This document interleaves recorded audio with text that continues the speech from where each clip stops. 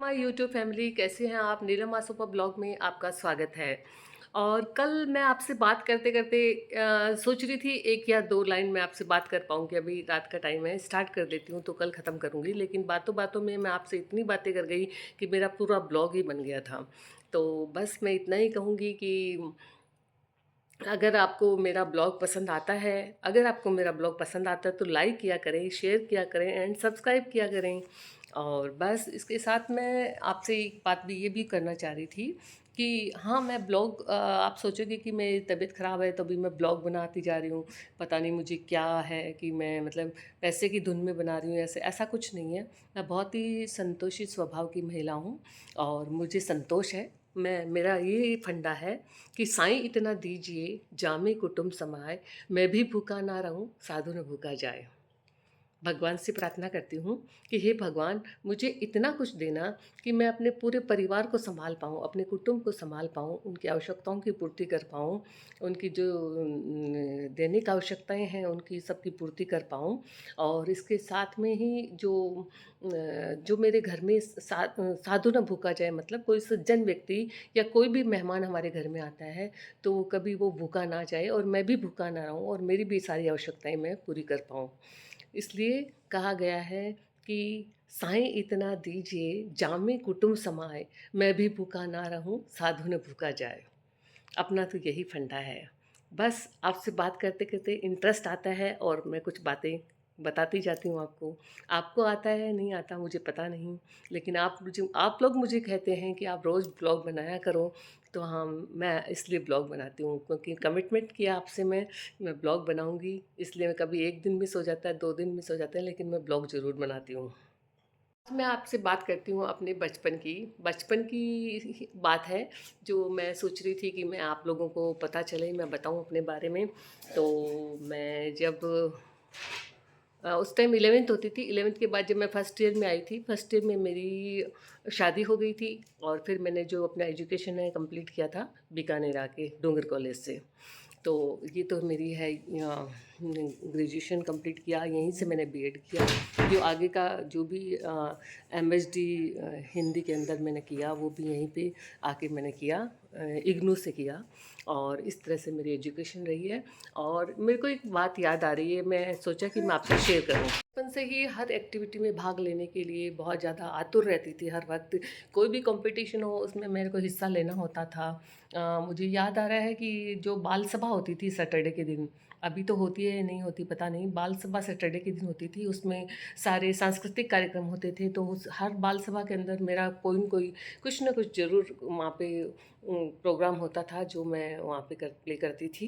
तो इसके लिए मुझे मेरी मम्मी का जो लहंगा था, मेरी मम्मी की जो बरी थी, शादी में जो देते ना बरी, मेरी मम्मी की बरी थी और वो चांदी की काम की थी। पहले के ज़माने में क्या होता था, आजकल जो जरी का काम होता है वो काम होता है, पहले चांदी और सोने के काम की बरियाँ बनती थी, बरी बनती थी। तो मेरी मम्मी के चांदी के काम की वो बरी थी।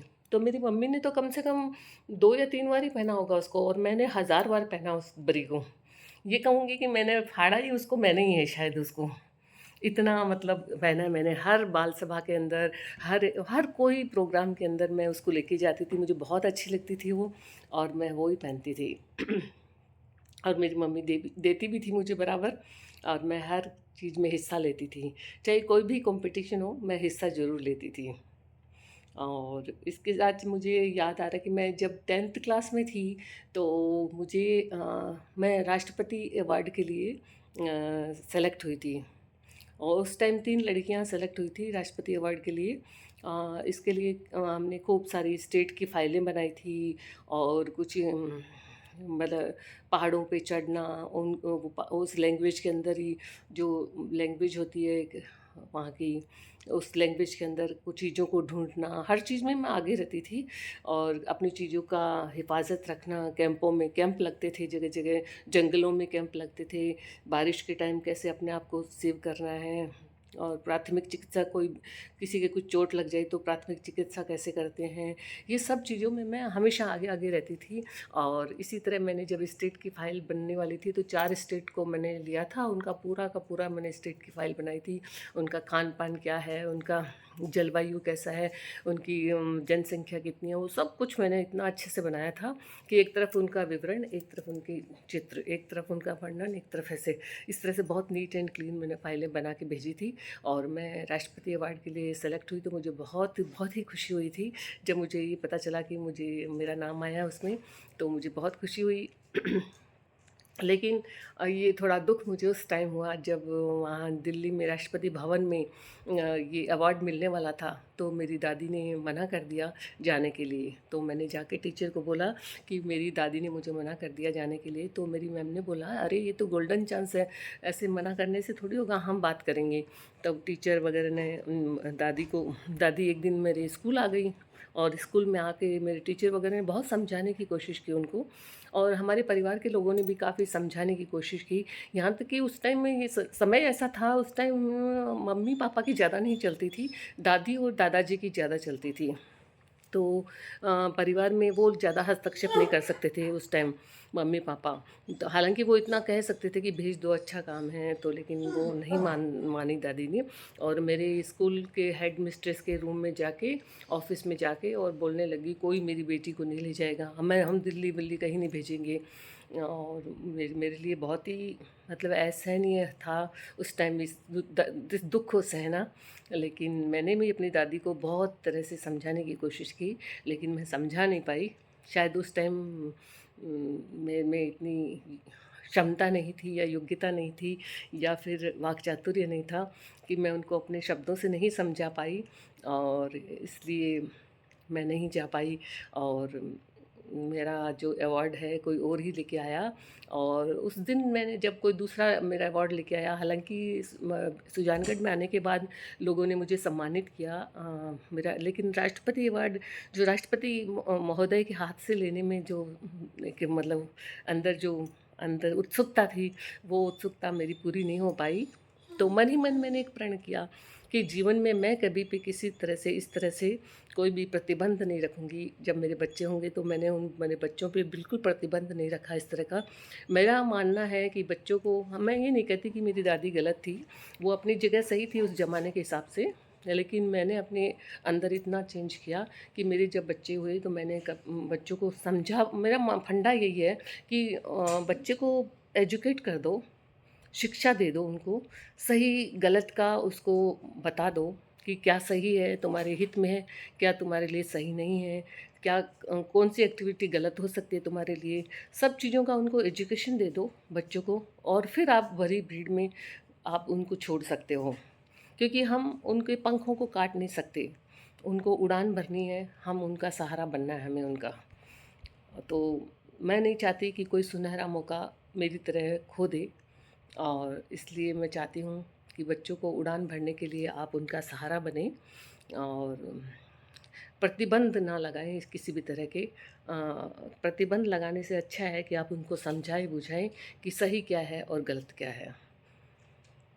बस मैं इतना ही कहूँगी। बाकी मैं सब एक्टिविटीज़ में आगे रहती थी। मैं कभी अपने अवार्ड दिखाऊँगी, आपको कभी मौका मिला तो मैं अपने अवार्ड वगैरह दिखाऊँगी। हॉकी में मैं स्टेट और डिस्ट्रिक्ट लेवल पे मैंने खेले हैं, हॉकी, बास्केटबॉल वगैरह।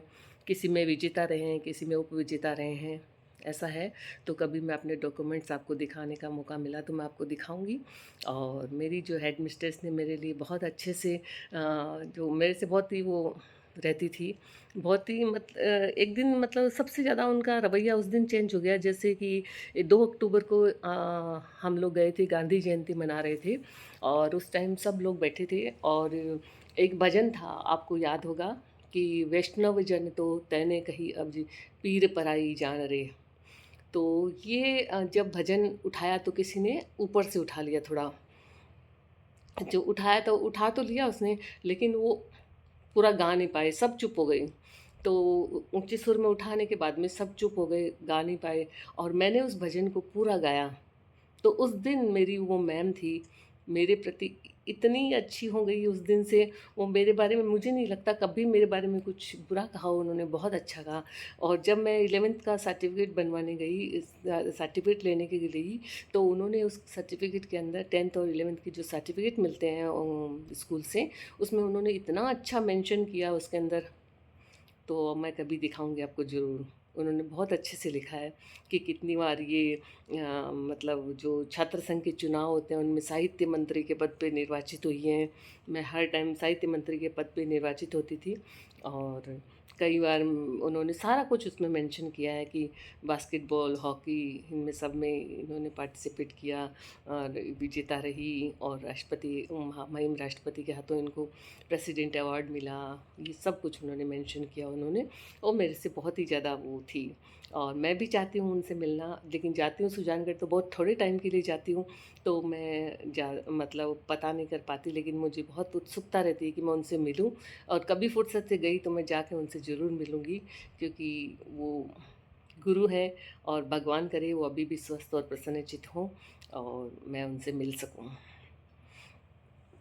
और इस तरह से मैंने अपनी बातें आपसे शेयर की है और इसके अलावा मैं यही कहूँगी कि हर चीज़ में आगे रहना, 15 अगस्त 26 जनवरी को परेड में आगे रहना और कोई भी एक्टिविटी ऐसी नहीं है जिसमें भी मैं पीछे रही हूँ कभी।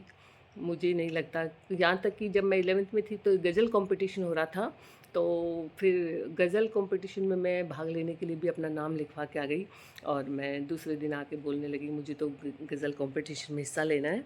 तो फिर मैंने उसमें कौन-सी गज़ल गाई थी मुझे याद आ रहा है और उसमें भी मुझे अवार्ड मिला था, सेकंड रैंक मिला था उसमें। तो वो थोड़ी-सी मुझे याद होगी तो मैं आपको सुनाना चाहूँगी, लेकिन बहुत टाइम हो गया इसलिए मुझे इतना याद नहीं है उसके बारे में। हाँ, शायद ये था, आखिरी वक्त है, आखिरी सांस है, जिंदगी की हर एक शाम है आखिरी, आखिरी वक्त है। मुझको यारों ने नहला के कफना दिया, दो घड़ी ना हुई मुझको दफना दिया।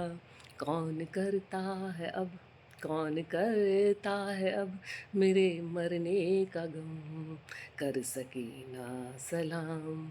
आखिरी आखिरी आखिरी वक्त है, आखिरी सांस है, जिंदगी की हर एक शाम है आखिरी।